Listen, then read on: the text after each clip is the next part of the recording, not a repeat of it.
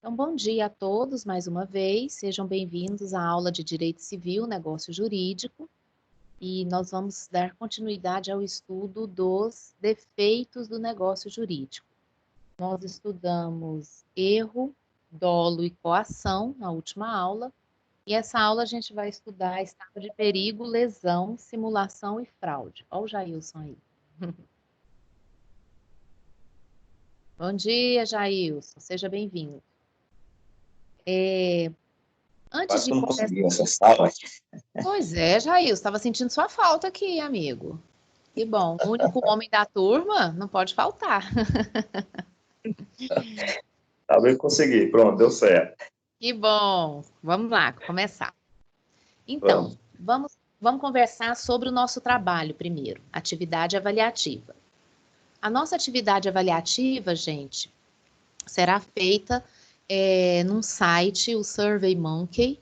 Ela já está disponível para vocês, atividade avaliativa. O link da atividade está lá no AVA, mas eu vou passar o link também para a Amanda.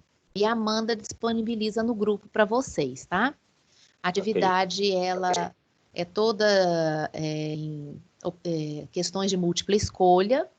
Eu, salvo engano, eu não sei se são 5, 6 ou 8 questões que eu fiz. É pouca coisa. Muito tranquilo de fazer. Tá dentro daquilo que a gente estudou. E aí essa atividade vale 1.000 pontos. Outra coisa é que essa atividade vai estar aberta, assim, vai estar valendo para vocês durante 24 horas. Então, a partir do momento que a gente encerrar a aula aqui, já está disponível a atividade e até amanhã, 11 horas da manhã, vocês têm esse prazo para fazer a atividade. Quem fizer depois, a atividade vai ficar lá, a atividade não vai sair daquele portal, mas ela não será validada, tá bom? Então, porque o site me mostra o dia e a hora que o aluno fez. Então, vocês têm 24 horas para fazer essa atividade. Sobre a prova será na semana que vem, na quarta-feira que vem. O conteúdo é todo esse conteúdo que a gente estudou aqui, a unidade 1 e a unidade 2. Provavelmente a gente encerra a unidade 2, se não até onde a gente for. E vai ser disponibilizado no mesmo site a prova para vocês. Então, a prova será feita num ambiente virtual, provavelmente 8 questões, cada uma valendo 125 pontos, porque o valor da prova é 1.000 pontos. Só que a prova vai ser disponibilizada apenas no tempo. Eu não estou entendendo quase nada do que a senhora está falando, professor. Não está entendendo? Mais alguém está com problema para ouvir o que eu estou falando? Ainda há pouco ficou cortando, mas voltou ao normal. Aqui no meu. O meu também tá normal. Tá bom. Camila, coloca fone de ouvido, às vezes melhora, tá? Não sei se foi a Camila, se foi a André, quem foi que reclamou. Coloca fone de ouvido que às vezes melhora, tá? Eu coloquei o fone e melhorou. Então, pessoal, aí então a prova vai ser no período de aula, tá? 8 horas a gente vai entrar aqui, eu posso esperar até umas 8h15, igual eu fiz hoje. Aí eu passo as instruções para vocês. Aqui tá cortando, não tô entendendo quase nada que a senhora...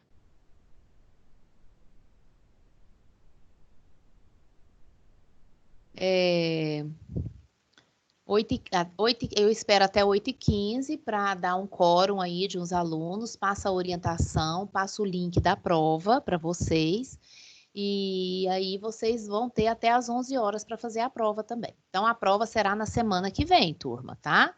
A atividade já vai ficar disponível hoje. Quem está aí com o aba aberto pode entrar, eu acho que na seção 2.3. Eu acho que o link da atividade já está lá na seção 2.3. Mas eu vou mandar o link para a Amanda também, que ela disponibiliza no grupo para vocês. Então, a atividade é 24 horas que vocês têm para fazer. A prova será semana que vem e eu vou disponibilizar o link na hora da aula para vocês fazerem durante o período de aula. Compreendido, turma? Tudo certo, Amanda? Entendeu? Você que depois vai repassar para a turma. Entendido, professora. Ai, obrigada, Amanda, pelo retorno. Pessoal, então vamos começar aqui, voltar aqui nos defeitos do negócio jurídico para a gente encerrar esse conteúdo. Só lembrando, vamos voltar aqui nos requisitos de existência, validade e eficácia do negócio jurídico para a gente lembrar como que funcionam os defeitos. Os requisitos de existência, gente, são aqueles que estão primeiro, que vem antes dos requisitos de validade. Na verdade, o requisito de validade busca os requisitos de existência e complementa eles para ser validade, né? Por quê? Porque o requisito de existência é agente, vontade, objeto e forma. E o requisito de validade? Agente capaz, vontade livre de boa-fé, objeto lícito, possível, determinado e determinável, forma livre ou não prescrita, ou forma aquilo que não está prescrito na lei. Até esqueci aqui. 104. Forma livre ou não defesa em lei, né?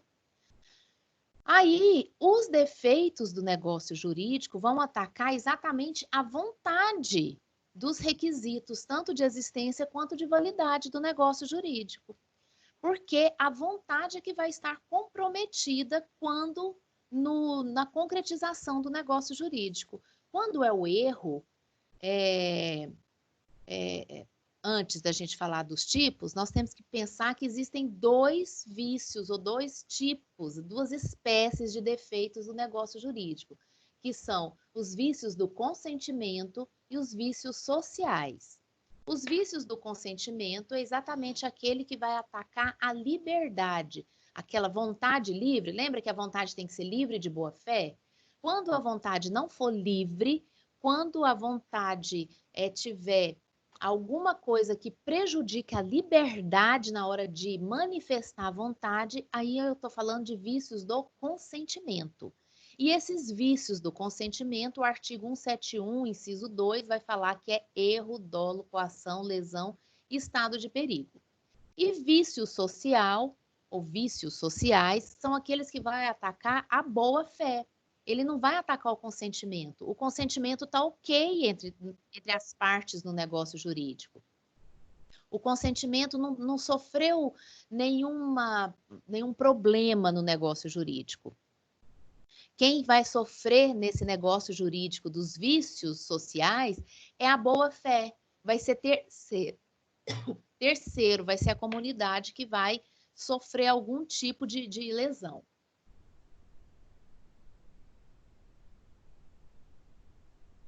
Desculpa aí, pessoal. Bom, então, dentro dos vícios do consentimento, nós temos erro, dolo, lesão, coação, estado de perigo. E os vícios sociais, fraude contra credor e simulação. Na aula passada, então, nós estávamos estudando os vícios do consentimento e aí falamos sobre o erro.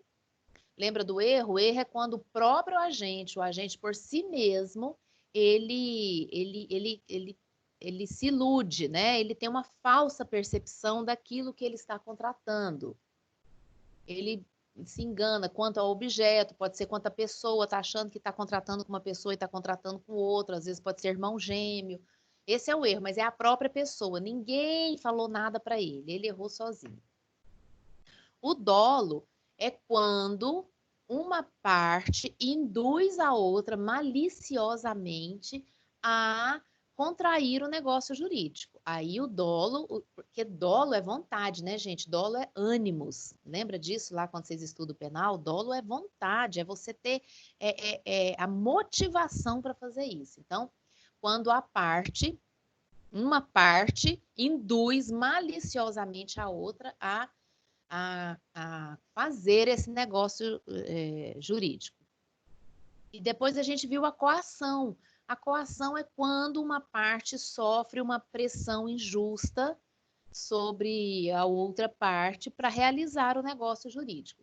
E aí nós vimos que a coação absoluta, que é a coação física, né, que é a visa absoluta, é aquela que vai atacar o elemento de validade do negócio jurídico, porque sequer pode falar que teve vontade, tá? Então, a coação absoluta nem se comenta que ela ataca o requisito de validade do negócio jurídico, mas ela ataca o requisito de existência, porque nem existiu a vontade para que o negócio jurídico seja realizado. Diferente da coação moral, que é chamada de coação relativa também. Essa vai atacar a vontade, a pessoa foi coagida na vontade dela. Teoricamente, pode-se dizer que a parte tinha a escolha de não fazer o negócio. Teoricamente, a teoria aceita isso. Então, aí foi a coação. E aí nós estudamos tudo sobre a coação, o que exclui a coação, né? Lembra disso? A ameaça de um exercício normal ou simples temor reverencial, exclui a coação. A coação exercida por terceiro, ela vicia o negócio jurídico. Quando fala que vicia, é porque anula o negócio jurídico, tá? Lembrando, gente, que os vícios do consentimento e os vícios sociais, na regra geral, eles são anuláveis. Menos a simulação, que é nula, torna o negócio jurídico nulo, e a coação absoluta também torna o negócio jurídico nulo. Por que a coação absoluta torna o negócio jurídico nulo? Porque sequer houve a vontade de fazer o negócio jurídico. Então, não há de se falar que houve negócio jurídico, tá? Aí hoje nós vamos iniciar, então, estado de perigo. Então, coloca aí dos defeitos do negócio jurídico, dos vícios do consentimento do negócio jurídico, nós temos estado de perigo.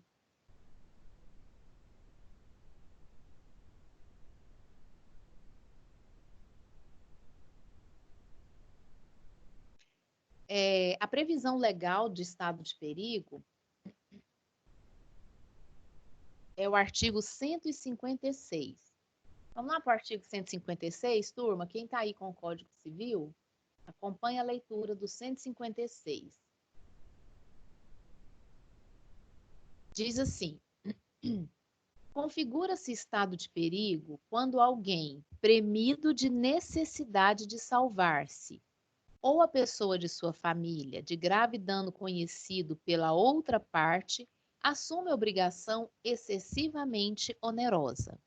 E aí o parágrafo único vai dizer: tratando-se de pessoa não pertencente à família do declarante, o juiz decidirá sobre as circunstâncias, segundo as circunstâncias. Isso é igual à coação lá, porque a coação fala que se for a pessoa de sua família. Mas aí o parágrafo único vem e faz essa ressalva, essa exceção, porque pode ser que não seja pessoa da sua família, mas é uma pessoa tão chegada que é como se fosse da família. Pode ser. Então, é possível, o código aceita que seja uma pessoa que não tenha laços biológicos, mas que a pessoa se sinta coagida ou, nesse caso, em estado de perigo. Mas o que é importante a gente falar do estado de perigo aqui? Então, primeiro, a definição ou conceito de estado de perigo está exatamente no artigo 156. Não tem nem o que anotar. O conceito do estado de perigo é artigo 156. Mas quais são esses elementos que vão compor o estado de perigo? Então, o conceito é o artigo 156 e elementos. Anota aí quais são os elementos que compõem o estado de perigo. O primeiro elemento, pessoal,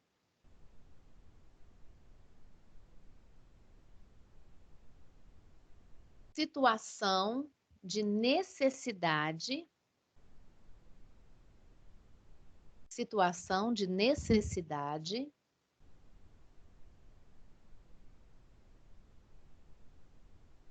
de salvar-se ou a pessoa de sua família. Situação de necessidade de salvar-se ou pessoa de sua família.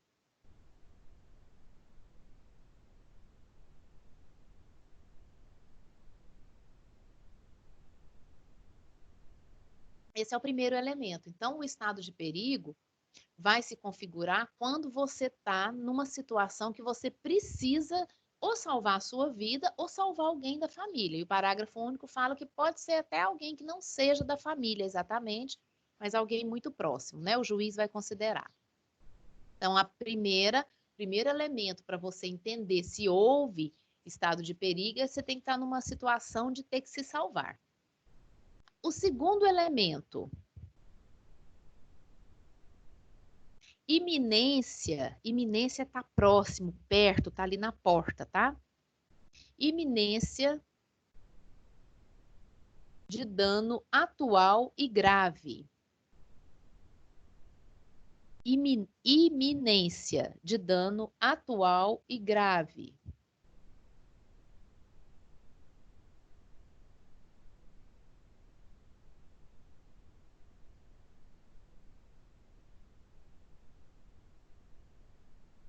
O terceiro elemento, e esse é o que faz toda a diferença para você poder entender se houve estado de perigo. Conhecimento do perigo pela outra parte. Conhecimento do perigo pela outra parte.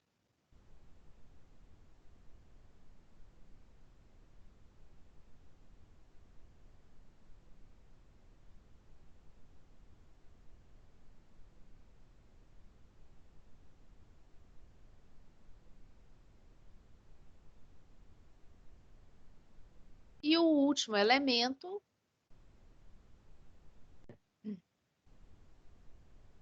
assumir obrigação excessivamente onerosa. Assumir obrigação excessivamente onerosa.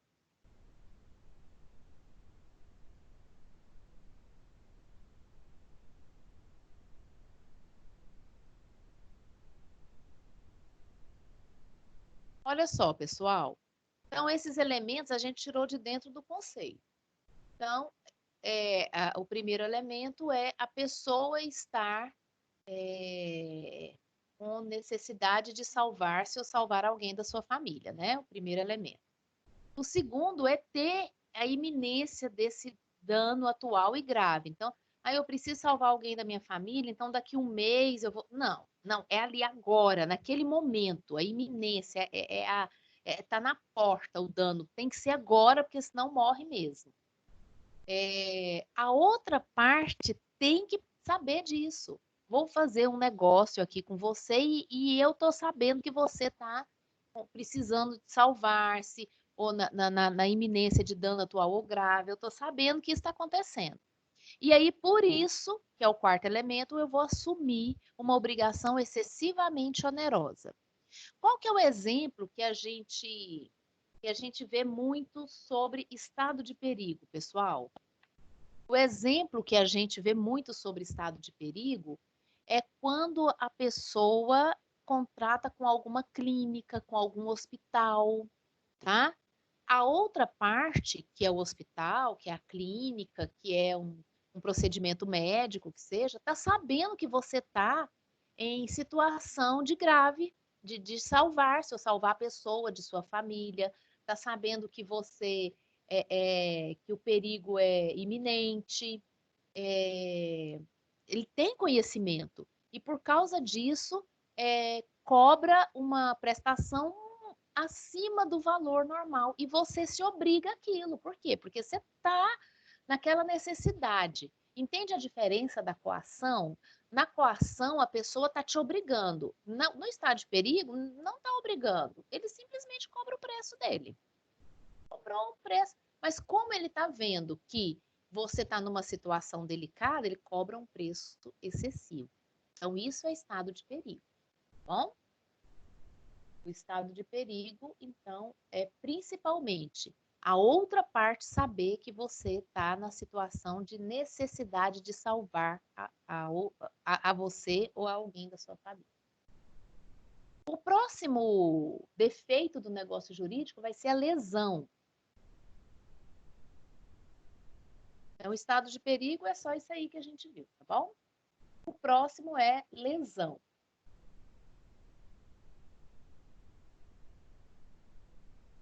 Lesão está lá no artigo 157, turma. Anota aí o conceito ou a definição de lesão, está no artigo 157.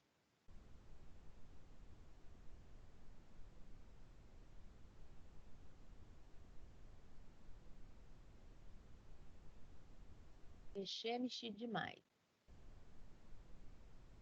Artigo 157. Olha o que fala, acompanha a leitura do 157. Ocorre a lesão quando uma pessoa, sob premente necessidade ou por inexperiência, se obriga à prestação manifestamente desproporcional ao valor da prestação oposta. Olha só, a lesão, a gente tem que tomar cuidado porque ela pode parecer com estado de perigo, mas se você olhar os elementos que compõem cada um, é diferente. A lesão ocorre quando uma pessoa, sob premente necessidade ou por experiência. Então, eu posso estar precisando muito de comprar aquilo, ou às vezes nem estou precisando muito, mas eu sou totalmente inexperiente, compro qualquer coisa. Né? Assim, estou precisando, vou lá e compro, nem tenho noção. Se obriga a prestação manifestamente desproporcional ao valor da prestação oposta. Então, olha só, o que pode ser lesão? A lesão, gente, é quando você faz, vamos pensar assim, quando você vai fazer a compra, sei lá, de um computador, e você não entende nada de computador. E aí, você vai e compra um computador usado, alguém te oferece, nossa, esse computador é usado, ele é muito bom e tal, e você, como não conhece nada, você compra ele como se fosse um valor de um novo. Isso é lesão. Isso é lesão. E sabe o que é interessante da lesão também? A lesão, ela era tão utilizada no Código Civil, assim, ela foi tão expandida e falada sobre a lesão, que o Código de Defesa do Consumidor, gente, veio para especificar sobre a lesão. Então, atualmente, a lesão no Código Civil, ela quase não é utilizada. Numa demanda judicial, você pouco usa a lesão para falar de defeito do negócio jurídico. Por quê? Porque o Código de Defesa do Consumidor, ele é muito mais específico para falar de lesão. Porque não é o Código de Defesa do Consumidor que vai te defender se o produto, você comprou um produto e não veio exatamente do jeito que você queria, isso é inexperiência. Ou se não, se o produto estava abusivo, com valor abusivo. Vocês estão vendo agora que nós estamos nessa época de material, de material de limpeza, de alimento, que o pessoal está com valor abusivo. Isso é lesão. Mas o Código de Defesa do Consumidor é mais específico para tratar da lesão. Então, lembra das aulas do semestre passado, quando a gente falava de revogação tácita, que é quando uma lei vem e disciplina sobre todo o conteúdo de uma lei que já existe. Isso é uma revogação tácita. Então, existem doutrinadores que dizem que a lesão no Código Civil, ela foi uma revogação tácita pelo Código de Defesa do Consumidor. Agora, eu quero entrar com um processo para arguir sobre defeito no negócio jurídico e quero usar a lesão do Código Civil, sem problema, posso usar. Só o que eu estou falando é que o Código de Defesa do Consumidor, ele disciplina mais especificamente sobre a lesão, tá? Mas vamos anotar a lesão. Então, a definição legal de lesão está no artigo 157.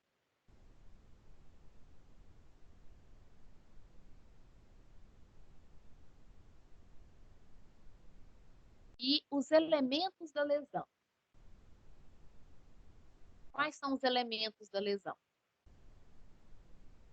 Eu tenho dois elementos aqui dentro da lesão, tá? O primeiro elemento é o elemento objetivo.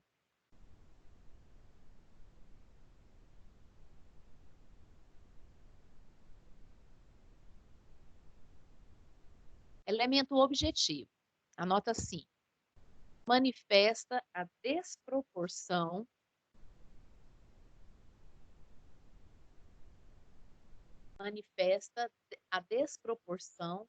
entre as prestações recíprocas. O elemento objetivo manifesta a desproporção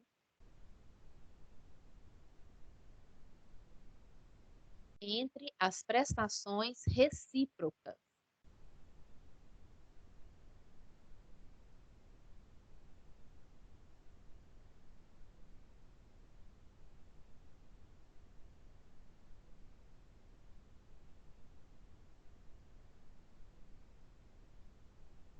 E o elemento subjetivo?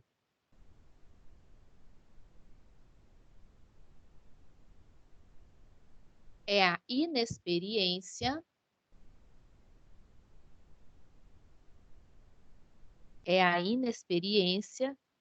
ou a premente necessidade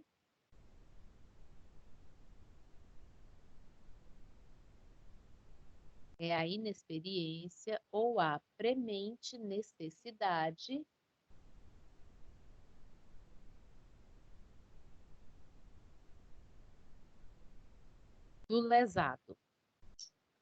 É a inexperiência ou a premente necessidade do lesado. Ou seja, aquela pessoa que foi lesada no negócio jurídico, ela era totalmente inexperiente, estava comprando, mas não sabia nada, não sabe de configuração de computador, não sabe de configuração de celular.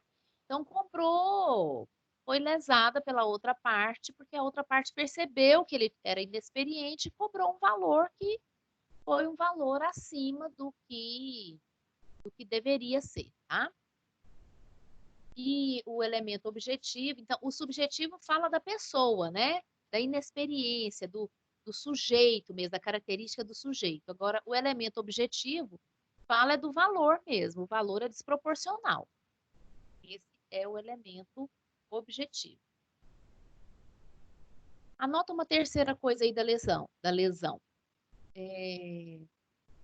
Efeitos da lesão.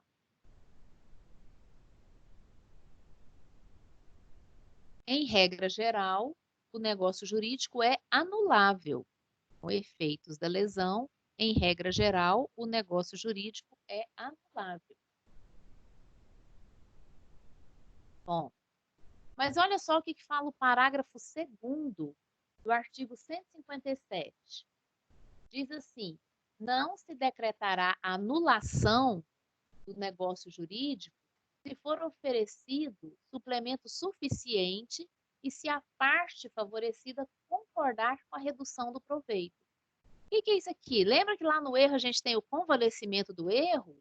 Ou seja, a pessoa, não, você quer isso aqui, então vamos combinar aqui para a gente não desfazer o negócio, eu ofereço alguma, né, uma coisa para convalescer aqui o negócio. É a mesma coisa da lesão, tá? A lesão não será anulável se as partes entrarem no acordo, né? Se não, então a parte que foi favorecida concordar com a redução. Reduz o valor, realmente, eu cobrei a mais, tá bom, eu cobrei 1.000, mas era só 800, então eu te devolvo 200. Isso é, é como se fosse o convalescimento, né, da lesão. Ou seja, uma lesão pode não ser anulável se houver suplemento, se houver suplemento, ou se houver convalescimento, ou se houver acordo entre as partes, a lesão não precisa ser anulável, tá? Não precisa ser anulada. Ok, Tu?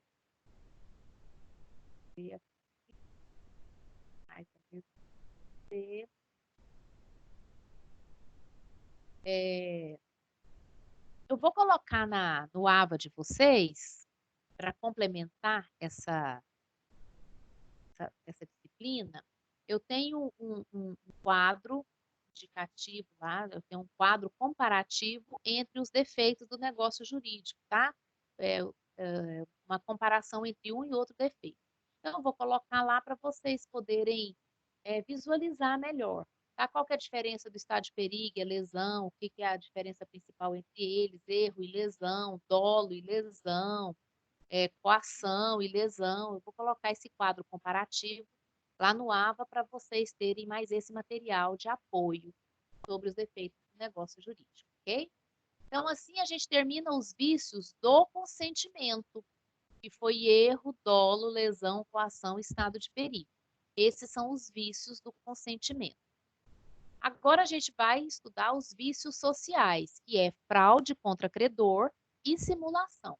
Vamos iniciar na fraude contra credor. Quem está com o Código Civil aberto aí, pode ver que na sequência vem fraude contra credor aí logo depois de lesão Lesão é 157, fraude contra credor começa no 158. Quero só conversar com vocês, falar sobre vocês, para que continuem fazendo o desafio nota máxima. As atividades do portal, não deixe de acessar as aulas, pré-aula, pós-aula, façam aquelas atividades. Se tiver dúvida nas atividades do portal, tragam aqui para mim. Ontem eu estava com os alunos da segunda série, acho que da primeira, não, que eles estavam em dúvida das atividades do portal, e aí a gente foi resolvendo algumas. Então, se tiver dúvida na hora de realizar as atividades do portal, traz aqui para a gente, tá? Bom, então, vícios do consentimento, vamos começar com fraude contra credor. A primeira coisa que a gente tem que saber de fraude contra credores é o endereço dela dentro do Código Civil. Então, anota aí, previsão legal, artigo 158 a 165. Então, fraude contra credores, previsão legal, artigo 158 ao 165.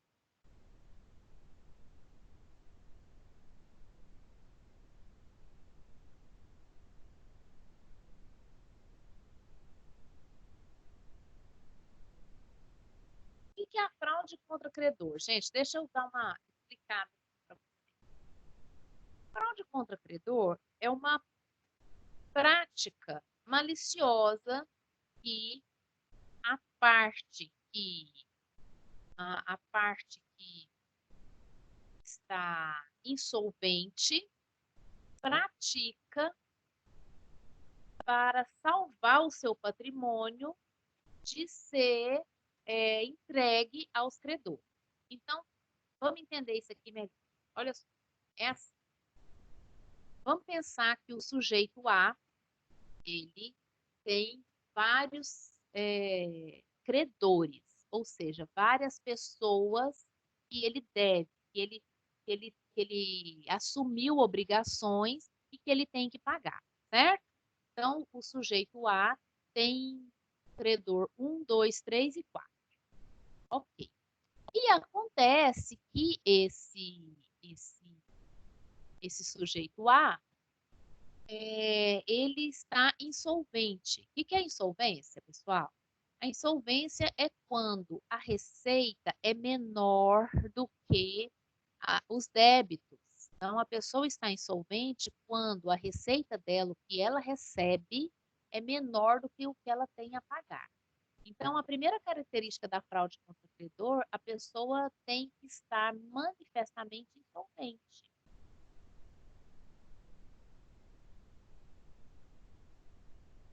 Ou seja, a receita dela é menor do que o que ela tem a pagar. Então, ela tem vários credores. Agora, essa pessoa também tem patrimônio, tá?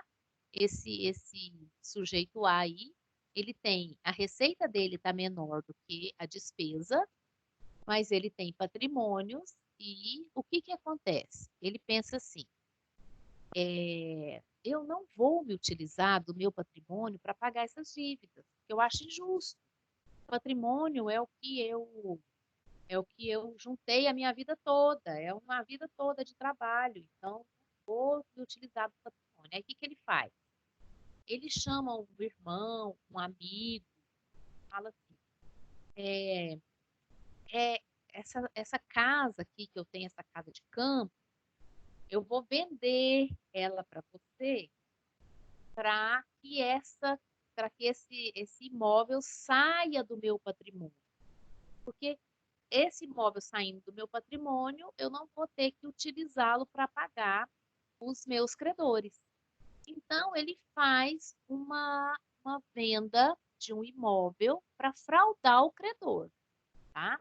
Então, olha só, esse negócio jurídico que esse sujeito A está fazendo com o sujeito B de venda de uma propriedade, esse negócio jurídico ele não tem defeito. Ele tem, o agente é capaz, a vontade é livre, o objeto está ok, a forma está ok. Ele é um negócio jurídico que você olhando, ele é um negócio válido. Não tem invalidade no negócio jurídico dele, nesse negócio jurídico.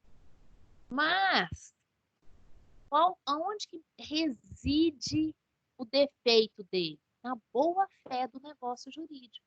Então, lembra que o negócio jurídico, o vício vai no consentimento. Esse não, as partes estão com consentimento ok. Ambas as partes sabem. Se não sabem, pelo menos deveriam saber. Mas quer afetar quem? Quer afetar um terceiro. Então, está afetando a boa-fé da comunhão nacional. Está afetando a boa-fé de terceiro. Porque existem credores que estão esperando ser satisfeitos seus créditos através ou da receita desse devedor ou do patrimônio que ele dispõe. E aí ele vai e esvazia o patrimônio dele para não cumprir a obrigação. Por isso que é fraude contra credor. Ele tem credores, mas ele quer fraudar os credores. Ele não quer fraudar a comunidade toda, ele quer fraudar especificamente os credores. Então, isso que é fraude contra credor. É você esvaziar seu patrimônio através de um negócio jurídico. Esse negócio jurídico não tem defeito. De consentimento ele não tem, porque as partes estão fazendo para ficar tudo ok. Mas a boa-fé desse negócio está comprometida porque quer prejudicar os credores. Então, vamos anotar assim no conceito de fraude contra credor. Conceito de fraude contra credor.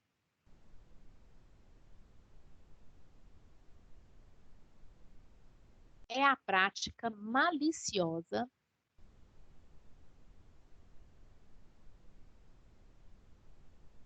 pelo devedor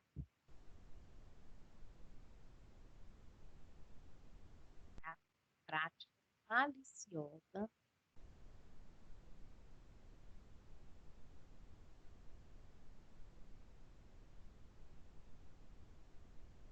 pelo devedor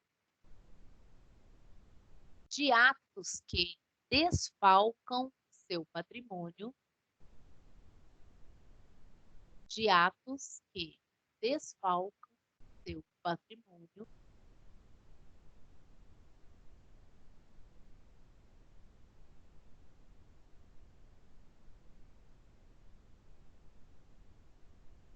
com o objetivo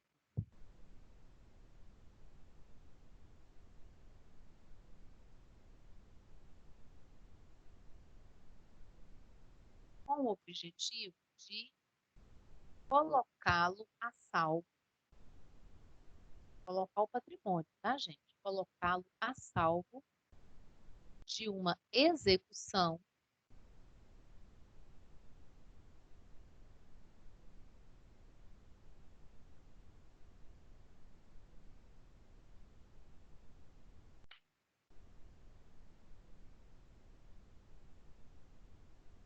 por dívidas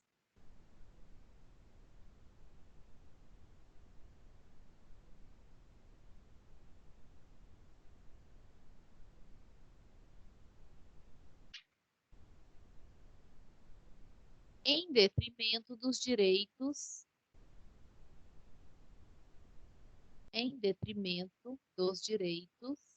de créditos alheios.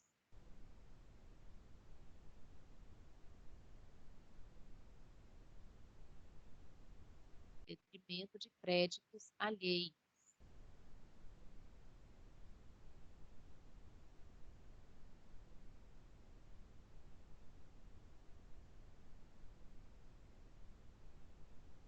Bom, então esse é o conceito de fraude contra credor, tá? Então é uma prática maliciosa que o devedor, com o intuito de salvar o seu patrimônio, pratica, né? Então faz essa prática maliciosa, esse negócio jurídico e vai esvaziando, vai desfalcando para patrimônio para não cumprir a obrigação dos credores alheios. Então, fraude contra credor, eu quero fazer esse negócio jurídico, eu faço esse negócio jurídico, realizo um negócio jurídico com o intuito específico de proteger o meu patrimônio de uma execução que o credor pode entrar contra mim e aí pegar esse patrimônio como pagamento, tá? Então, isso que é fraude contra credor. Quais são os elementos da fraude contra credor? Então, os elementos que constituem, elementos constitutivos. Elementos constitutivos de fraude contra credor.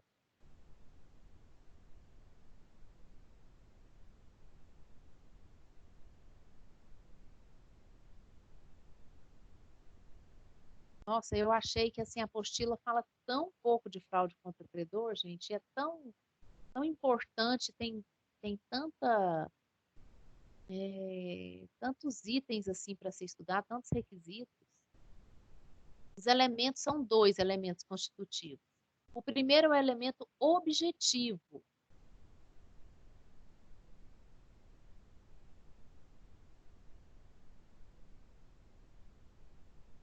E o elemento objetivo, você coloca na frente assim, é uma palavra em latim, tá? Eventus, com U no final. Eventus damini. D-A-M-N-I. Eventus damini.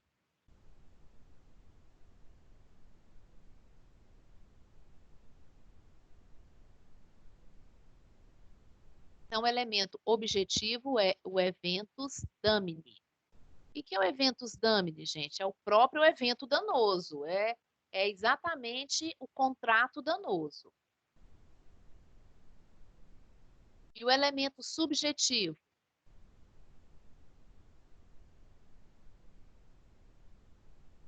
Elemento subjetivo. Outra palavra em latim, tá?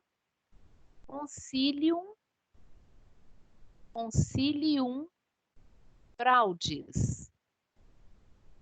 Concilium fraudis.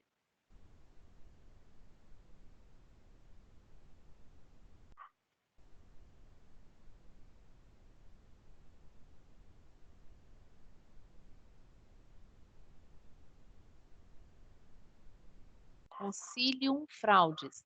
O que é esse concilium? É o conselho fraudatório. Concilium é o acordo, né? A combinação, é a junção das pessoas para fraudar.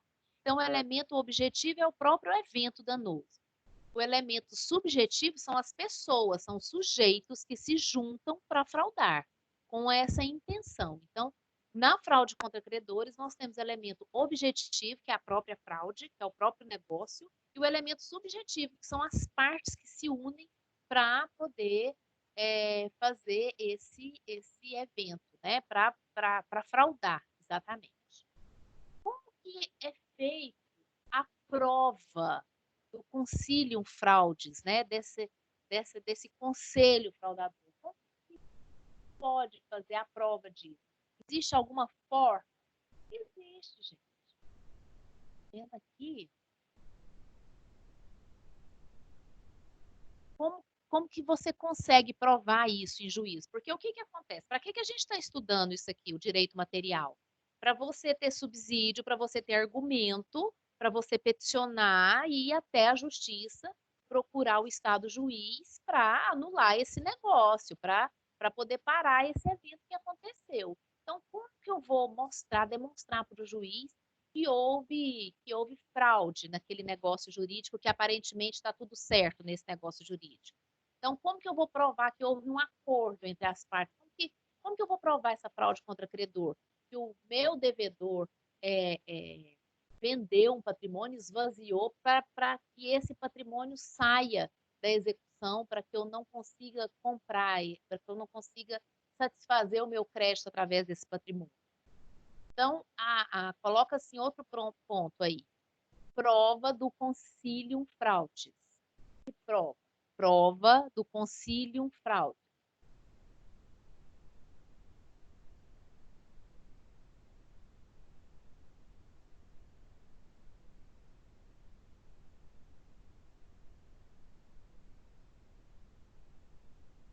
Professora, Sim. esse é o terceiro elemento? Não, elementos são só aqueles 2. Agora é um terceiro ponto. Porque primeiro a gente falou de conceito, falando dos elementos, agora um terceiro ponto aí, prova do concilium fraudis. Como que se faz a prova? Como que se faz a comprovação de que houve esse concílio, esse conselho, essa avença entre os dois. A primeira prova, o primeiro item aí, aquisição do bem a preço vil, ou a preço baixo. A expressão correta é a preço vil mesmo. Vil é V-I-L. Aquisição do bem a preço vil. Como assim, gente? Deixa eu só explicar essa primeira forma de comprovação aí do concílios fraudes. Como o devedor ele quer esvaziar o patrimônio dele, ele não quer exatamente fazer uma venda da casa de campo dele ou sei lá, de um imóvel que ele tenha. Então ele chama alguém da confiança para fazer esse negócio jurídico de compra e venda, certo? É esse o exemplo que eu estou dando aqui. Só que aí, o que acontece? Para você fazer um negócio jurídico de venda, você vai ter que pagar imposto, você tem que fazer tudo certinho, para parecer que está correto, né?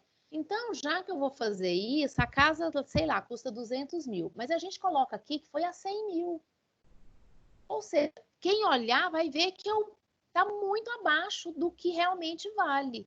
Então, isso já serve de prova para quem está na justiça, para quem está demandando, juntar o contrato de compra e venda e falar aqui, excelência, uma casa que vale 200 mil, ele vendeu por 100? Ele que está insolvente, ele que está com problema financeiro, vai vender um imóvel que vale 200 por 100?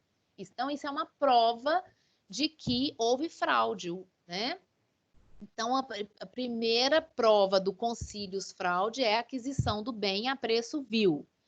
A segunda prova aí, segundo item que comprova que houve o concílium fraudes. Concílium fraudes.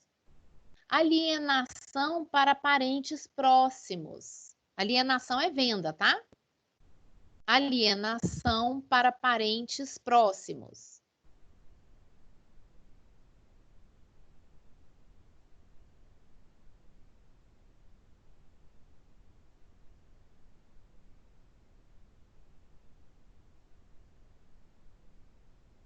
Então, é quando você faz esse negócio jurídico com o seu irmão, com seu pai, com seu cunhado, tá?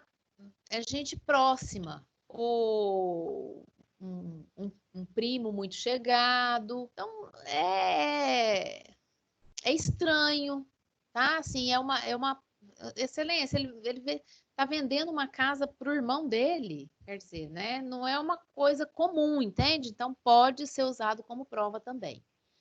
O terceiro requisito aí, a terceira forma que pode provar o concílios fraudes.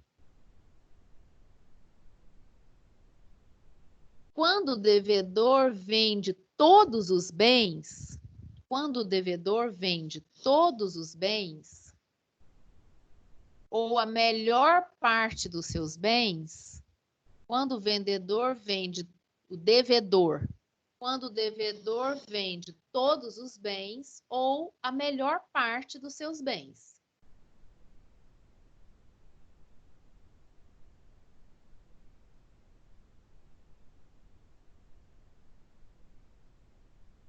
Então, a melhor casa que ele tinha, ou o melhor carro que ele tinha, ele vende. O que era mais valoroso, ele vende.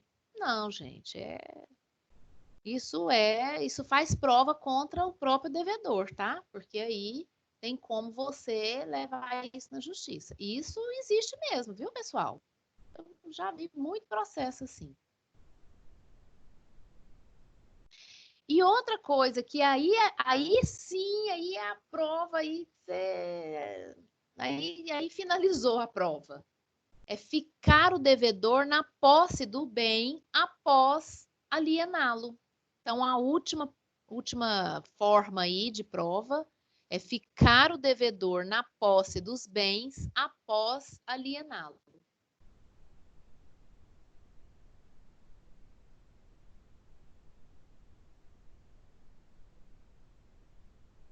Olha só, então o devedor, além de vender o que ele tinha de melhor, ele ainda continua com o bem. tá na cara, né, gente, que isso aí foi realmente um concilium fraudes, que foi uma fraude contra credor. Então, a gente tem que ficar atento quem é o operador do direito, que vai atuar exatamente num caso assim, de fraude contra credor, ficar atento por quê? Porque para ver esses detalhes, a pessoa fez a venda, no documento está aqui, ó, que é do outro, mas ele continua na posse do bem. Isso é fraude contra credor, gente, tá? Isso é fraude contra credor. Então, essas são as formas que se provam que houve concilium fraudes, essas 4 formas aí. Quando a pessoa adquire um bem a preço vil, ou quando aliena para parentes próximos, quando o devedor vende o melhor que ele tem, ou todos os bens, e o pior, ainda continua na posse dos bens. Tudo isso serve como prova do concilium fraudes, tá? Outro ponto sobre fraude contra credor, gente, são as hipóteses que o código admite sobre fraude contra credor. Então, o código vai enumerar as possibilidades de fraude contra credor. Então, coloca assim um outro ponto: hipóteses legais de fraude contra credor. Hipóteses legais de fraude contra credor.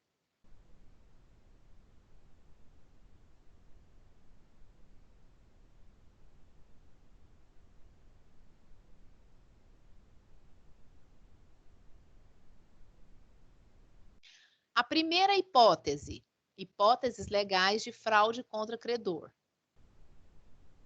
A primeira hipótese, anota assim: atos de transmissão gratuita de bens, atos de transmissão gratuita de bens,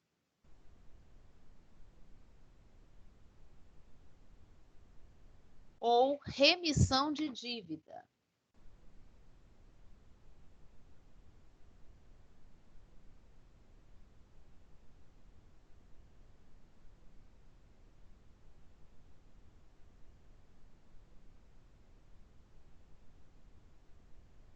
Atos de transmissão gratuita de bens ou remissão de dívida. Está no artigo 158.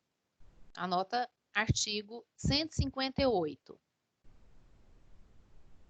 Vamos acompanhar a leitura do artigo 158 do Código Civil. Diz assim: os negócios de transmissão gratuita de bens ou remissão de dívida, se os praticar o devedor já insolvente, está vendo como o requisito para fraude contra credor, o devedor tem que ser insolvente. Se os praticar o devedor já insolvente ou por eles reduzida a insolvência, ainda quando o ignore, poderão ser anulados pelos credores quirografários como lesivos dos seus direitos. Vamos entender isso aqui, gente? Tem muita coisa dentro de um artigo só. Mas vamos entender isso aqui. Primeiro vamos entender o que é o devedor já insolvente. É aquilo que eu falei para você. O devedor insolvente é aquele que a receita dele é muito abaixo da despesa dele. Então, a obrigação que ele contraiu, as obrigações que ele tem que responder, as despesas que ele tem para responder, é muito maior do que a receita que ele tem, é muito maior do que o que ele tem de valores a receber. O que ele tem de valores a receber é muito menor do que ele tem que pagar. Então, esse ele está insolvente. Aí o código fala assim, ou por eles reduzida a insolvência. Ou seja, o que quer dizer isso aqui? Quando os próprios credores já declararam a insolvência desse devedor. Pode acontecer isso? Pode. Eles podem ir na justiça e declarar a insolvência de tal credor. Para que é feito isso, tal devedor? Para que é feito isso? Para exatamente você poder atingir os bens desse devedor, tá? Então, quando os credores veem que aquele devedor está difícil de pagar, não está pagando, e está vendo que ele está entrando em insolvência, pode pedir a declaração na justiça da insolvência dele. Então, é isso que o código está falando. Aí o código vem e fala assim: os negócios de transmissão gratuita de bens ou remissão de dívida são considerados fraude contra credor. O que é transmissão gratuita de bens? O devedor é insolvente e vai e doa um bem dele, transmissão gratuita, doação. Ué, é incompatível, tá vendo? Uma ação do devedor é incompatível com a situação dele. Ele está em plena forma de insolvência e pega o patrimônio que ele tem, que poderia responder pelas obrigações dele, doa. Então, esse ato de transmissão gratuita de bens é considerado fraude contra credor, quando esse devedor já está insolvente, tá? Pode ser anulado. É isso que o código está falando, que quando acontecer a transmissão gratuita de bens com o devedor insolvente, esse ato é anulado. Ou remissão de dívida também. O que é remissão? Esse remissão aí é com 2 S, tá vendo? Esse remissão com 2 S, gente, é de perdão. Remissão com 2 S é perdão de dívida. O devedor está insolvente, ou seja, a receita dele é insuficiente para o tanto de dívida que ele tem. Aí tem alguém que deve ele vai e perdoa a dívida. Não, é incompatível também. Essa atitude do devedor é incompatível, não se pode aceitar, tá? Então, você consegue, na justiça também, anular esse ato do devedor de remissão de dívida. Ele não pode perdoar a dívida de ninguém. Ué, como assim? Ele precisa de receita e ele está perdoando quem deve ele? Não. Isso é uma hipótese de fraude contra credor. Isso vai ser configurado fraude contra credor, tá bom? Outra coisa que eu quero que vocês anotem aí sobre esse artigo 158, que no final dele ele vai falar dos credores quirografários. Quem é credor quirografário, pessoal?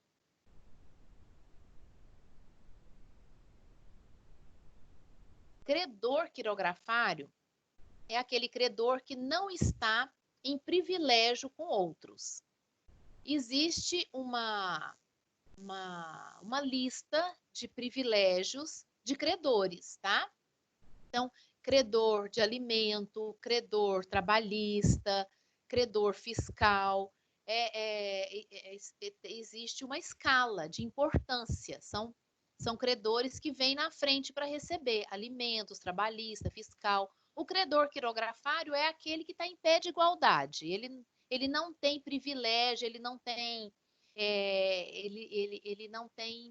ele não entra na frente de ninguém. Ele é um credor normal, podemos dizer assim, tá? Então, credor quirografário é aquele que não está na lista de privilégios nem de preferência para ser satisfeito o crédito dele. Então, credor quirografário é aquele que não tem preferência na hora de receber. Então, a primeira hipótese que a gente falou aí do artigo 158 são os atos de transmissão gratuita de bens ou remissão de dívida. Então, quando for ato gratuito de bem, remissão de dívida, vai ser configurado fraude contra credor. Segunda hipótese que a lei falou, está no artigo 159. Segunda hipótese, anota assim: atos de transmissão onerosa.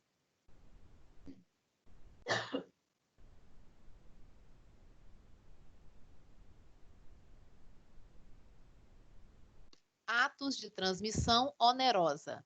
Artigo 159.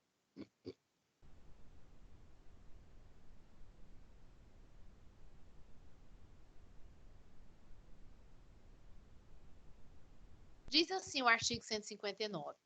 Serão igualmente anuláveis os contratos onerosos do devedor insolvente, quando a insolvência for notória ou houver motivo para ser conhecida do outro contratante.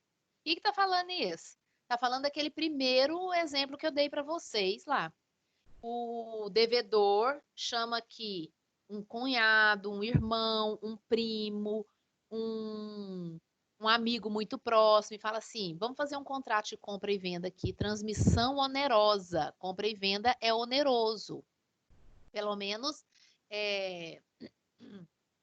teoricamente, sim, né? Às vezes pode até não ter transação de dinheiro efetivamente, mas no contrato, como é compra e venda, é como se fosse uma transmissão onerosa. E aí faz essa transmissão onerosa. Então, o código está falando que é hipótese de fraude contra credor que pode ser anulável, sim, tá? Então, serão igualmente anuláveis os contratos onerosos do devedor insolvente quando a insolvência for notória, ou seja, todo mundo está sabendo que aquele devedor é insolvente, ou quando for conhecido do outro contratante. Então, o cunhado, o irmão, o primo que fez o contrato de compra e venda vai ficar no prejuízo? Não, porque ele está sabendo que, que aquela pessoa que fez o contrato com ele está em insolvência. Tá? Então, vai ser hipótese de anulação de fraude contra credor. Então, esse é a segunda hipótese legal, segunda hipótese que a lei fala que existe fraude contra credor. A terceira hipótese está no artigo 162.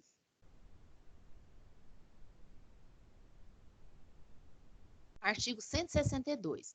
A terceira hipótese vai ser pagamento antecipado de dívida.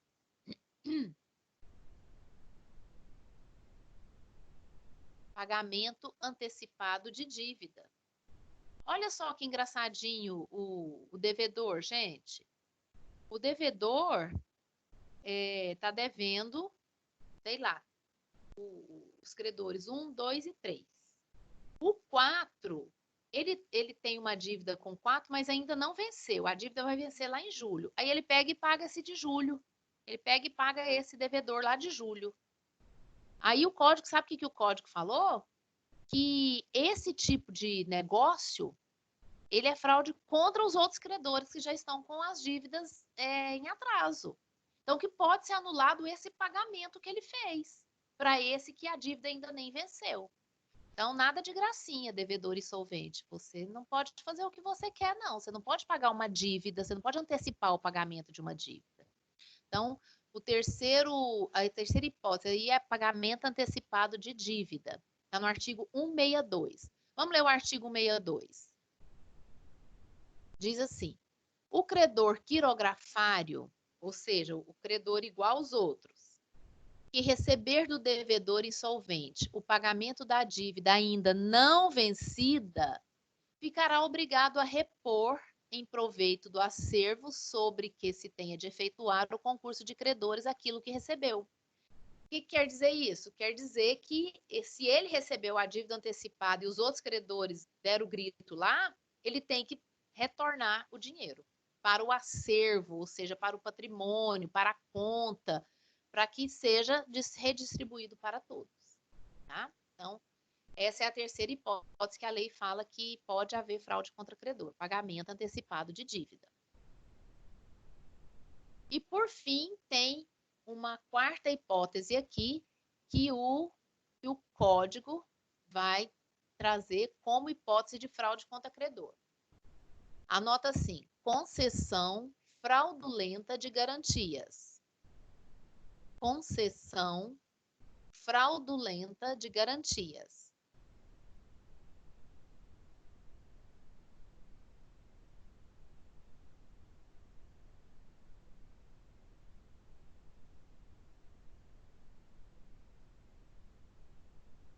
Está no artigo 163. Está no artigo 163.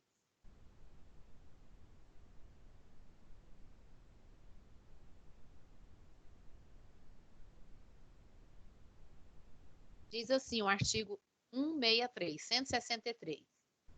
Presume-se fraudatórias dos direitos dos outros credores as garantias de dívidas que o devedor insolvente tiver dado a algum credor. O que é isso, gente? Isso é assim, ó. O devedor tem o devedor tem o credor A, B, C e D. Para o devedor B, ele dá um carro em garantia da dívida. Fala, ó, eu não estou te pagando ainda o que eu devo, mas esse carro aqui vai servir como garantia. A lei disse que isso é fraude contra os outros credores, que isso não é possível, que você pode anular esse tipo de negócio, essa garantia que foi dada apenas a um. Tá? Então, presume-se fraudatórias dos direitos dos outros a garantia de dívida que o devedor insolvente tiver dado só a um. Não é possível. Se você tem vários credores quirografários, todos eles estão no mesmo pé de igualdade, tá bom? Então, deixa eu ver, tem uma coisa aqui. Então, essa é a outra hipótese que o código fala, concessão fraudulenta de garantias. Tudo bem até aí, turma? Tudo bem. Ok. Tudo certo também. Ai, obrigada. Então, continuando. Bom, então nós vimos como que funciona a fraude contra credor, nós vimos as hipóteses que a lei reconhece que existe fraude contra credor, como que se comprova, né, os requisitos, os itens, as formas básicas da fraude contra credor. E é interessante que o código ou a doutrina nunca fala nada sobre nome de ação. Mas, para você ingressar na justiça ou na atividade jurisdicional para alegar fraude contra credor, tem uma ação específica que você deve se recorrer a ela. Então, eu sou um credor e eu estou vendo que está acontecendo fraude contra mim, que sou credora, estou vendo que o devedor está cometendo fraudes, eu quero ir na justiça para parar isso ou para anular algum negócio dele. A ação que eu vou mover chama ação pauliana ou ação revogatória. Então, anota assim, outro ponto aí dentro da fraude contra credor. Ação pauliana ou revocatória. Ação pauliana ou revocatória. Não é revogatória, não. É K com C. Revocatória. Então, o que é essa ação pauliana? Anota o conceito.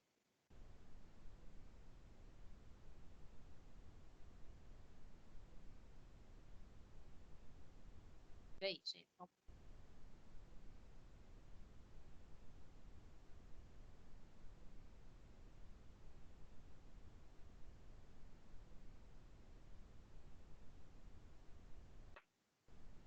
Qual que é o conceito? É a ação através da qual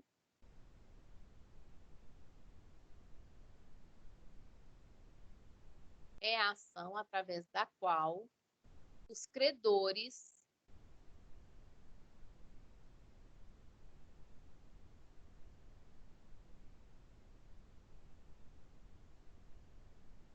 questionam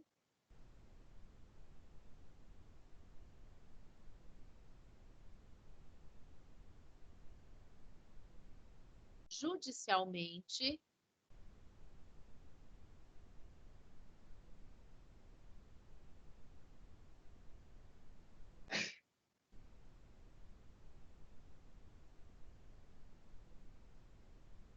é a ação através da qual os credores questionam judicialmente os supostos atos fraudulentos,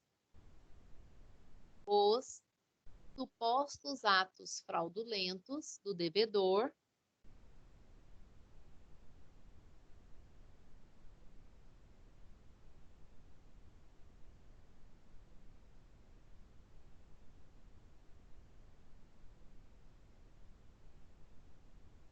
com o objetivo de desconstituir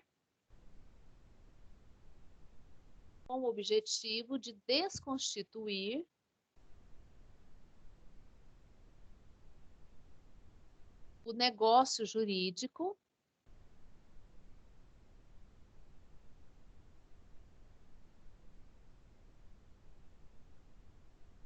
com a sua anulação,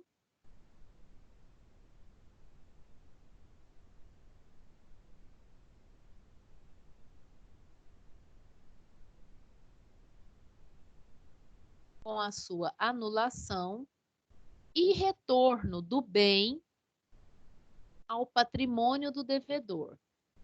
E retorno do bem ao patrimônio do devedor.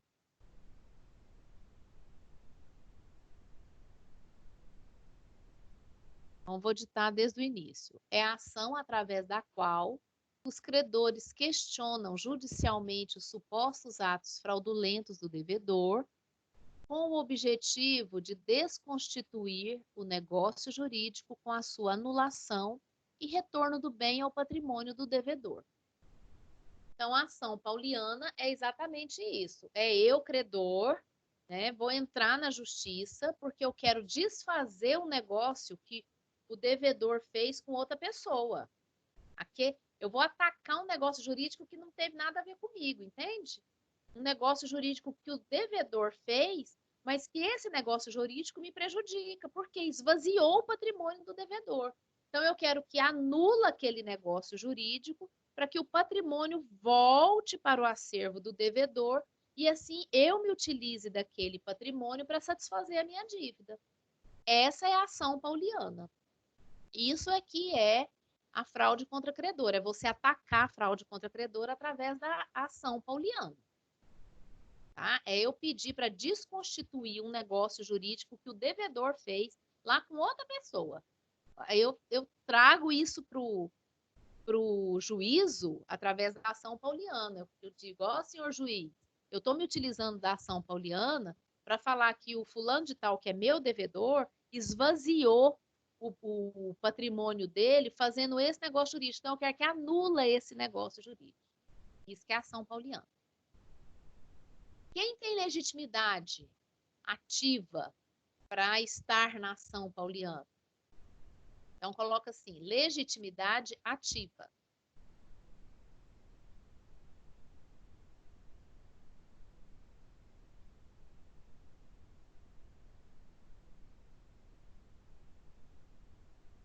Legitimidade ativa. Quem tem, gente?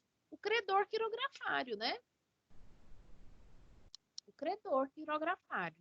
Aquele credor que está sendo lesado. Quem legitimidade ativa é quem vai entrar com a ação, quem que pode, quem que é legítimo para entrar com essa ação. Credor quirografário. Outro ponto, legitimidade passiva. Quem que tem a legitimidade passiva? Ou seja, quem que vai estar no outro polo da ação? O devedor insolvente, né, gente? Então, eu estou entrando contra o devedor que fez esse negócio jurídico que eu quero que desfaz. O devedor e a outra parte que fez o negócio com o devedor. Então, a legitimidade passiva é o devedor insolvente e a pessoa que celebrou o contrato com ele. Devedor insolvente e a pessoa que celebrou o contrato com ele.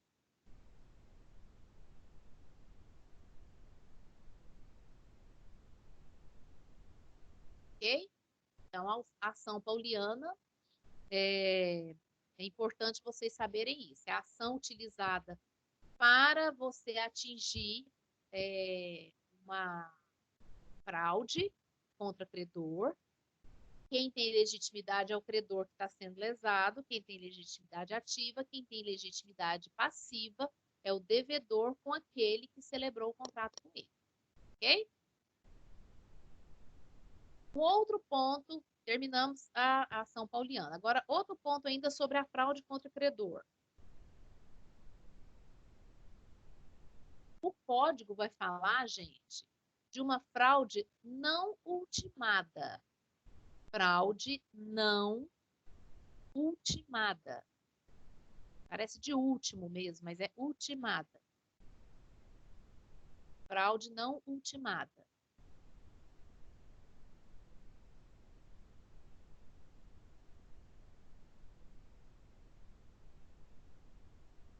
Está no artigo 160. Anota artigo 160. Vou ler o artigo para vocês. Acompanhe a leitura do artigo. Diz assim, ó. Se o adquirente dos bens do devedor insolvente ainda não tiver pago o preço e este for aproximadamente o corrente, desobrigar-se-á depositando-o em juízo com a citação de todos os interessados. Olha só, o que esse artigo está falando? Esse artigo está falando o seguinte. Sabe o devedor que chamou uma pessoa para fazer um negócio com ele porque ele quer esvaziar o patrimônio? Então, essa pessoa percebeu, às vezes ele não sabia, vamos considerar que ele não sabia, mas percebeu que estava entrando numa fraude contra outros credores. Ele percebeu que ele estava fazendo um negócio jurídico que poderia depois ser anulado esse negócio jurídico. Então, para preservar o negócio, porque ele tem interesse no negócio, e o bem que ele está comprando, o valor é aproximadamente o corrente, ou seja, não é preço vil, então a casa custa 200, ele está pagando 180, então é praticamente o valor. O que ele faz? Ele, ao invés de passar o dinheiro para o devedor, ele deposita numa conta e manda citar um dos credores. Fala assim, ó pessoal, estou comprando isso daqui. Eu quero a ciência de vocês. Isso é uma fraude que não deu certo. Fraude não ultimada. Entenderam o que é fraude ultimada? E aí o parágrafo 160 vai dizer assim, mas se o valor que ele tiver adquirido for inferior, ele pode depositar o preço correspondente ao valor correto. E aí, o que acontece, gente? Esse negócio jurídico não será pago. Então, quando essa pessoa está contratando um devedor que quer preservar um negócio, tem interesse no negócio, ele faz isso, ele deposita o dinheiro e manda citar do devedor. Ah, mas eu sei quem são os devedores do devedor. Manda citar por edital. Manda colocar aqui. Dá publicidade. E aí ele fica no barco. Ok? Então isso chama fraude não. E aqui uma outra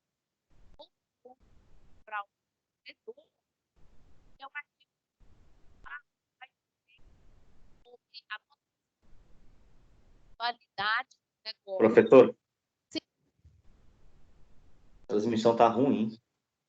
O que tá ruim, Jailson? Tá cortando a voz o tempo todo. Agora tá melhorando. Você quer que eu repita alguma coisa?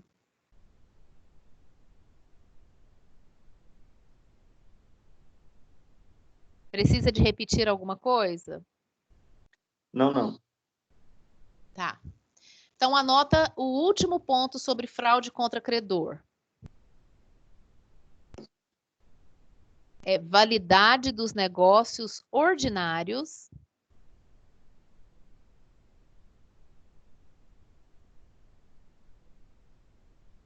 Validade dos negócios ordinários celebrados de boa fé pelo devedor.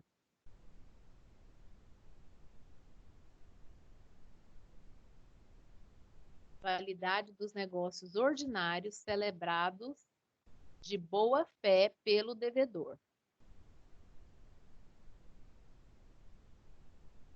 Artigo 164.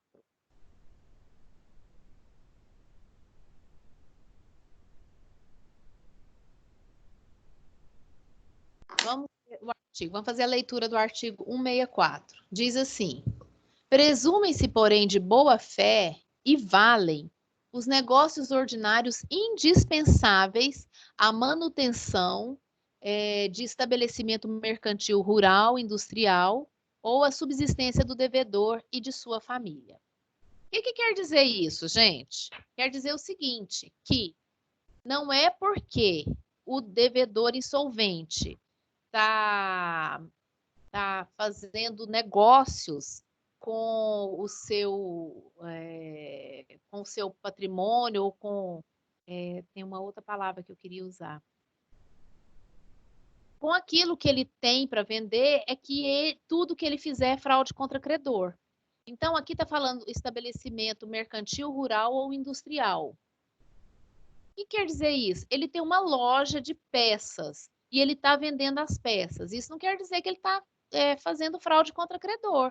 Aquilo faz parte da subsistência dele. Ninguém quer tirar a subsistência do devedor e da sua família.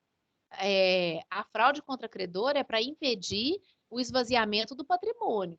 Mas aquilo que é importante para a manutenção do negócio dele vai continuar. Ele é um produtor rural e ele está vendendo vacas, ou ele está vendendo cavalos, ou ele está vendendo porco. Aquilo faz parte do giro do negócio dele. Então, não necessariamente é fraude contra credor, tá? Então, tem que se atentar que o código pensou em proteger também o negócio do devedor. Não é porque ele está devedor insolvente que todo negócio que ele fizer vai ser contra os credores. Não. Às vezes, o negócio que ele está fazendo é essencial para a subsistência dele. Ok? Então, o artigo 164 está falando da validade dos negócios ordinários, celebrados de boa fé pelo devedor. E eu também vou colocar lá no AVA para vocês a diferença entre fraude contra credor e fraude à execução. Fraude contra credor é uma coisa, fraude à execução é outra. Fraude contra credor, gente, ainda não existe ação correndo, tá? Não existe ação. A fraude à execução, já existe uma ação contra o devedor e tudo, e aí ele tenta fraudar. Então, aí é outra coisa. Outra diferença entre fraude contra credor e fraude à execução é que a fraude contra credor, quem regula é o Código Civil. A fraude à execução, quem regula é o Código de Processo Civil. Mas aí eu vou colocar esse quadro de diferenças lá para vocês, só para vocês terem mais esse conteúdo, tá bom? A apostila mesmo nem fala sobre isso, mas eu achei importante porque em algum momento vocês podem ver uma questão que fala fraude à execução e você fica achando que é fraude contra credor. Não é. São dois institutos diferentes. Fraude contra credor é isso que a gente estudou, está regulado aqui no Código Civil, tá? A fraude à execução já é quando já existe um processo em andamento, é uma petição à parte, é o Código de Processo Civil que trabalha com ela, então não tem nada a ver com a gente aqui, fraude contra credor. E assim a gente encerra fraude contra credor. Ok, turma? Alguma dúvida de fraude contra credor ou podemos partir para a simulação?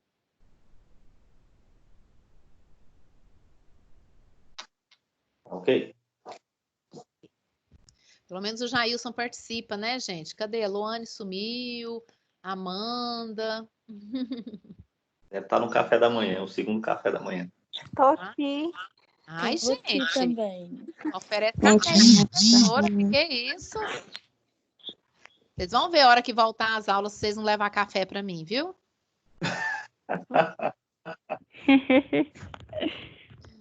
Ai, ai. A gente tem que fazer um café da manhã lá em sala de aula, na sala de aula, né? Boa ideia. Opa, gostou, né, Jailson? Tá bom, pessoal? Professora, Sim. a minha internet está muito ruim. Eu não estou entendendo quase nada do que a senhora está falando. Camila, esse vídeo vai estar disponibilizado o link dele no AVA e eu também vou colocar no YouTube, tá? Porque aí a gravação vai estar completa, porque a minha internet aqui tá ok, ela não tá falhando, não. Então, depois, às vezes, você pode acompanhar a aula dessa forma, tá bom? Mas vai assistindo, porque uma coisa ou outra você vai pegando aí, Tá bom, aham. tá? Obrigada, viu? Então, vamos anotar a simulação, turma?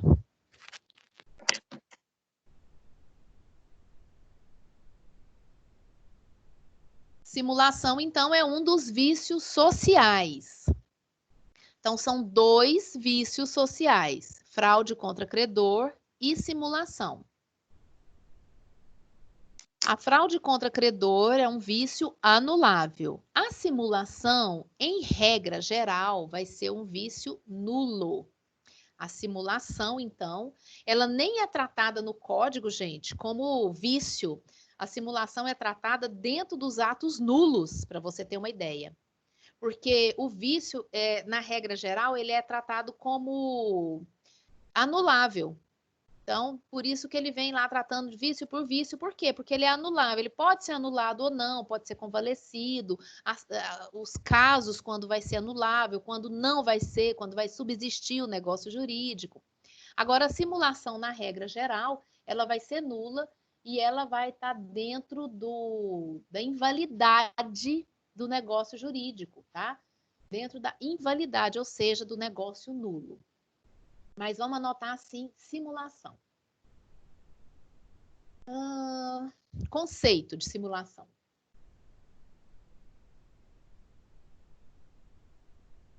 É o ato de fingir o que não é.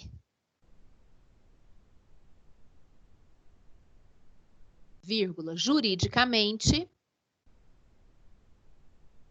é o ato de fingir o que não é. Vírgula, juridicamente, é a aparência de um negócio. Juridicamente, é a aparência de um negócio jurídico contrário à realidade. É a aparência de um negócio jurídico contrário à realidade, destinado a provocar uma ilusão no público. Destinado a provocar uma ilusão no público. Professor, parei em Sim. contrário. Hã? Negócio jurídico contrário. A realidade. A aparência de um negócio jurídico contrário à realidade. Destinado a provocar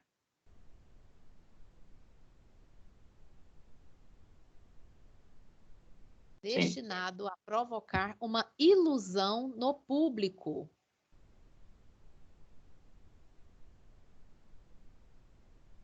Destinado a provocar uma ilusão no público.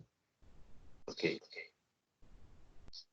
Olha só, gente, a fraude contra credor e a simulação pode parecer, mas a grande diferença entre as duas é quem que está sendo lesado. A fraude contra credor quer lesar os credores especificamente, quer atingir um público específico, são terceiros específicos. A simulação não, a simulação ela vai atingir toda a coletividade, ela vai atingir todos, ou, né, assim, ela não escolhe quem, porque é um negócio simulado, é um negócio que, do ponto de vista dos defeitos do negócio jurídico, não existe. As partes são capazes ou estão devidamente supridas, a vontade, está tudo ok com a vontade, ela é livre, as partes estão em conluio, estão sabendo, tá? O objeto está ok, a forma está toda certinha. É um negócio que está perfeito, mas ele vai atingir a coletividade, porque esse negócio que é um negócio de um jeito, mas aparenta outro. Então, qual que é o exemplo do negócio simulado? O exemplo do negócio simulado pode ser o seguinte: eu quero fazer uma doação, mas o imposto de doação ele é muito mais alto do que o imposto de compra e venda. Então, eu faço um negócio de compra e venda, eu faço um negócio de compra e venda com a pessoa que eu quero doar, mas na verdade eu estou fazendo doação, nem vai existir transferência de valor. Isso é simulação. Isso está atingindo qual coletividade? Eu estou atingindo, gente, o governo. Eu estou atingindo a receita de impostos, e isso atinge a coletividade. Teoricamente, o recolhimento de impostos é para o bem comum, tá? Então, eu tô ensinando para vocês a lei, tá, gente? Eu tô ensinando para vocês o que rege a lei e as formas corretas. Eu sei que são usados para fins que não são legais, mas vamos pensar no intuito e no objetivo da lei. O recolhimento de impostos é para voltar para a coletividade em forma de educação, saúde e segurança pública, principalmente. Então, quando você deixa de recolher o imposto correto, ou você simula o valor da venda, você diminui o valor da venda, você recolhe menos imposto, quem que você está prejudicando? A coletividade. Então, isso é chamado de negócio simulado, quando você prejudicou a coletividade. Então, você fez um negócio, você simula um negócio, mas na verdade você tem o objetivo de outro negócio. Eu estou fazendo uma compra e venda, mas na verdade eu estou doando. Então, tá vendo como ele tem uma aparência para iludir todos, ele tem uma vitrine para a coletividade achar que é uma coisa e na verdade é outra coisa, tá? Então, esse negócio jurídico, ele vai ser considerado nulo, tá? É uma declaração falsa na aparência do negócio jurídico, porque ele quer enganar, ele está fazendo um negócio, mas na verdade o objetivo dele é outro negócio. Então, coloca características da simulação.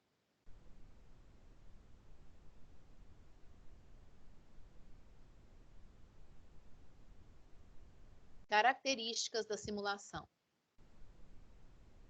A primeira característica.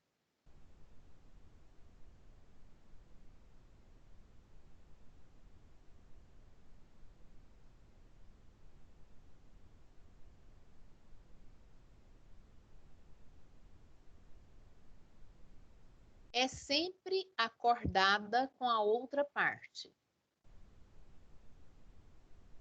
É sempre acordada com a outra parte.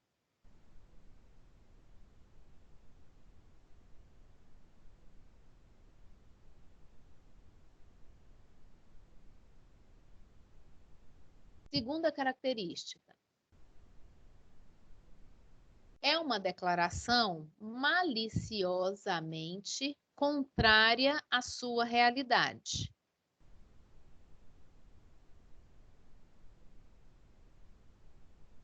É uma declaração maliciosamente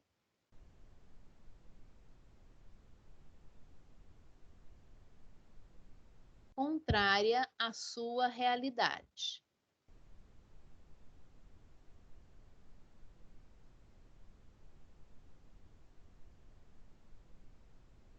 Terceira característica. É realizada para enganar terceiros. É realizada para enganar terceiros ou fraudar a lei.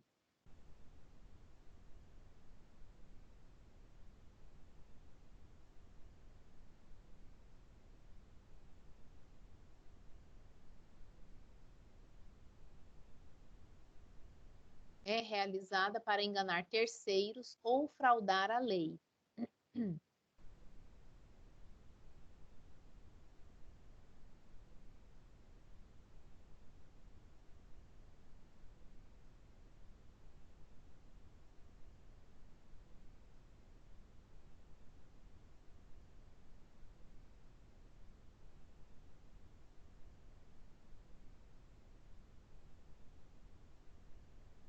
Então, essas são as características da simulação. Espécies de simulação. Gente, nós temos duas espécies de simulação. A primeira, absoluta.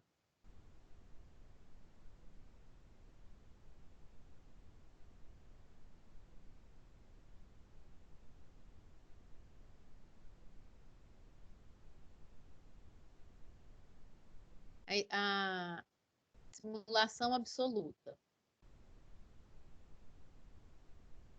Anota assim. as partes não realizam nenhum negócio jurídico. As partes não realizam nenhum negócio jurídico.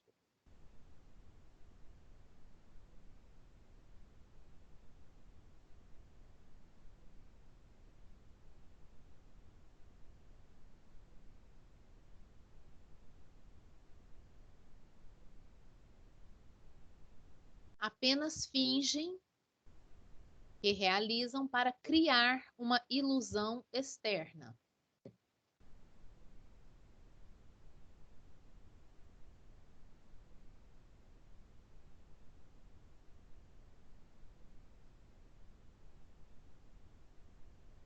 Para criar, Uma ilusão externa.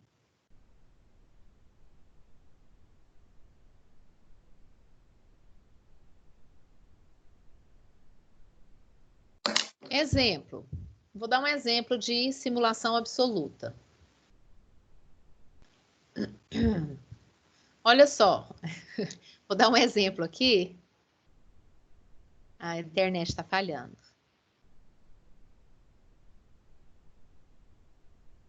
Ai, ai, que beleza, né, pessoal?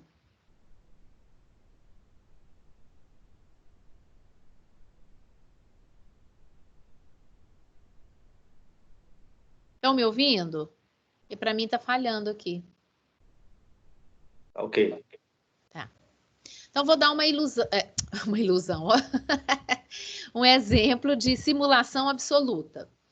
Olha só, vamos supor, hipoteticamente, nós temos um casal aí e o marido, para esvaziar o patrimônio do casamento, porque ele está com intenção de separar e tal, o que ele faz? Ele pede um amigo para emitir um título de crédito contra ele. Ó, você vai fazer aí uma nota promissória que eu estou devendo para você R$500 mil, R$500 mil. E aí ele então vai demonstrar aquilo para a esposa, ó, eu tenho que pagar meu amigo. Tira o dinheiro do patrimônio do casal para pagar o amigo. Não existe aquilo, gente. Isso é simulação total. Tá vendo como aparentemente tem um negócio jurídico que é um título de crédito, vai haver o pagamento disso, mas na verdade nem existiu o negócio jurídico? Isso é simulação, para enganar terceiro. Nesse caso, não foi para enganar a lei, mas para enganar terceiro, que é, no caso, a esposa, tá? Pode acontecer também quando esse marido tem uma amante. Então, ele quer dar um apartamento para essa amante, mas ele não pode fazer a doação, certo? Então, ele faz a compra e venda, faz a esposa assinar como se estivesse vendendo para alguém. Mas, na verdade, ele não está vendendo, ele está fazendo uma doação. Isso é simulação. Se essa esposa descobre, pode entrar na justiça e pedir a nulidade desse negócio. Não é nem anulação, nulidade, volta ao estado inicial. Esse negócio jurídico ele é nulo, porque simulação causa nulidade. Simulação é caso de invalidade do negócio jurídico. Então, esses exemplos que eu dei, é a simulação absoluta. Mas nós temos outra espécie de simulação, que é a simulação relativa. Anota aí. A simulação relativa é também chamada de dissimulação. Simulação relativa ou dissimulação.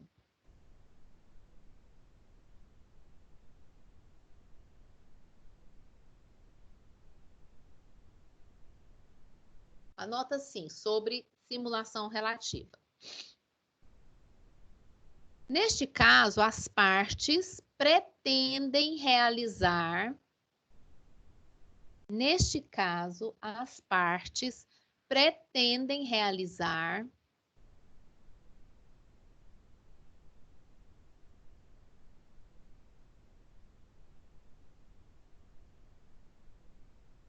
determinado negócio jurídico. Neste caso, as partes pretendem realizar determinado negócio jurídico, que será prejudicial a terceiro ou fraude à lei, que será prejudicial a terceiro ou fraude à lei. Ponto, continua.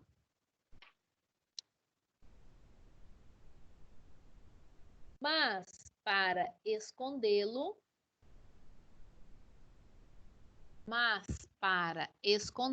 esconder o negócio jurídico, né? Realizam outro negócio.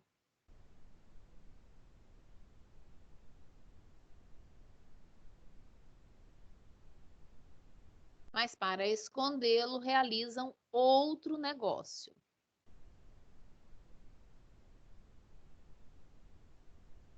Deixa eu dar um exemplo aqui para vocês. O exemplo da simulação relativa é exatamente esse que eu falei para vocês, de que quando, para burlar o fisco, né, a Receita Federal, a Fazenda Estadual, eles... Só um minutinho aqui, pessoal.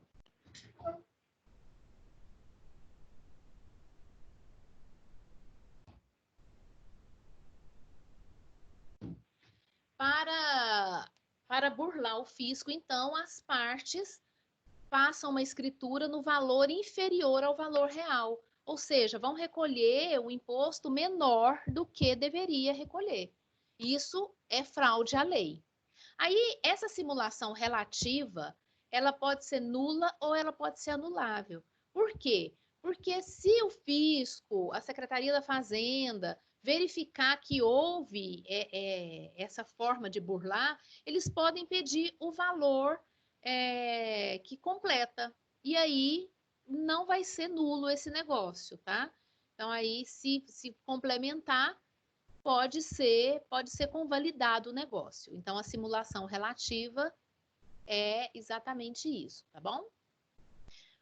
Coloca outro ponto aí de simulação. A gente falou conceito, características, espécies, agora hipóteses legais de simulação.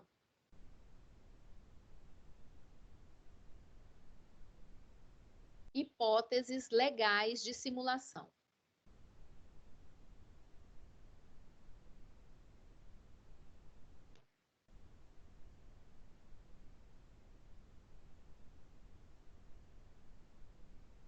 Hipóteses legais de simulação. Está no artigo 167. Então, anota artigo 167. O artigo 167, gente, parágrafo 1º. Artigo 167, parágrafo 1º. Tem 3 hipóteses que a lei vai considerar que houve simulação naqueles negócios jurídicos. Então, vamos ler o artigo 167. O caput diz assim: é nulo o negócio jurídico simulado. Regra geral, tá? Então, o código já começa falando da regra geral. É nulo o negócio jurídico simulado. A regra geral é que a simulação traz nulidade para o negócio jurídico. Vírgula. Mas subsistirá. Então, aqui eu começo a falar das exceções. Mas subsistirá o que se dissimulou, se válido for na substância e na forma. Então, será válido se na substância ou no objeto, né? E na forma dele. Se estava a forma, ok. E o objeto é lícito, possível, determinado, então a gente dá um jeito aí. É isso que a lei está falando.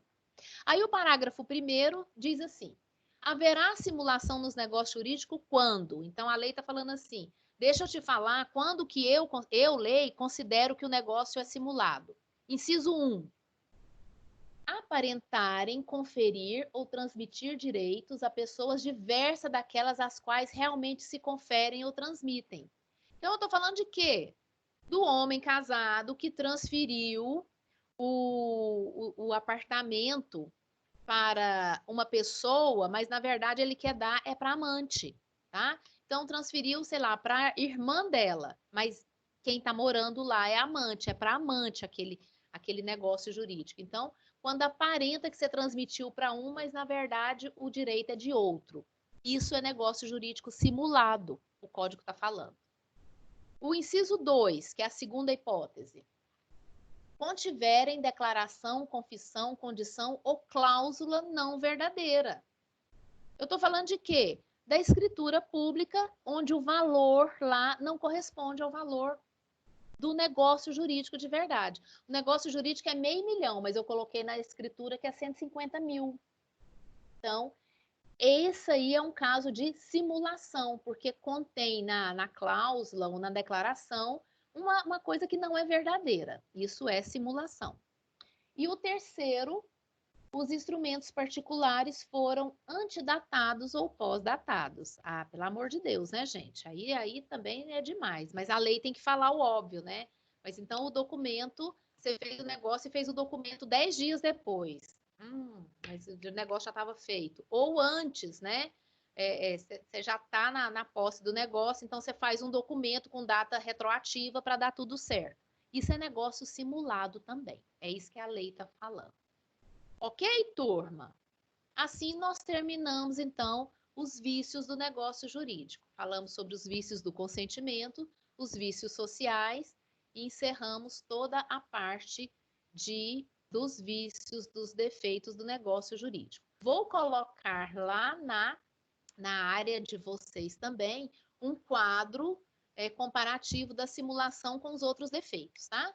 Para ajudar aí no estudo, para vocês identificarem melhor a diferença de um e de outro. Bom, e assim então a gente encerra a aula de hoje e a partir de agora, a hora que o link já está lá no AVA, eu não consegui abrir meu AVA aqui, então eu acredito que deve estar com problema.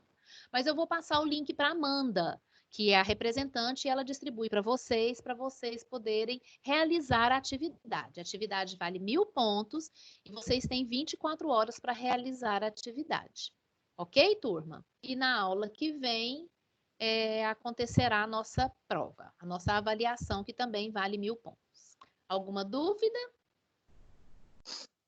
Ok. Ok, Amanda. Vou liberar o link para você da atividade assim que eu encerrar a aula. Sim, senhora. Tá bom. Turma, muito obrigada. Bom dia para vocês, boa semana e até a próxima aula. Senhora também. Obrigada, querida.